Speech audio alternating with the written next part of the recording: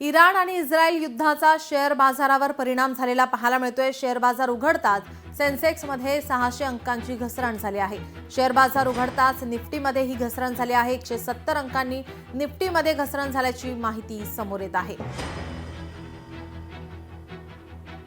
Iran इस्रायलमध्ये युद्ध सुरू आहे आणि याचा थेट परिणाम आता शेअर बाजारावर होताना पाहायला मिळतोय। सेन्सेक्स आणि निफ्टीमध्ये घसरण झाली आहे। सेन्सेक्समध्ये 600 अंकांची घसरण झाली आहे तर 170 अंकांची निफ्टीमध्ये घसरण झाल्याची माहिती आता समोर येते आहे। शेअर बाजार उघडताच ही घसरण झालेली पाहायला मिळते।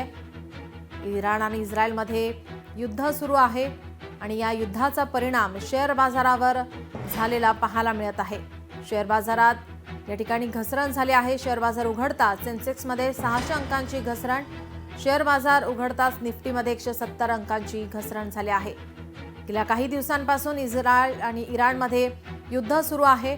यामध्ये आता अमेरिकेने सुद्धा उडी घेतलेली आहे। याचा थेट परिणाम आता शेअर बाजारावर होत असताना पाहायला मिळतोय।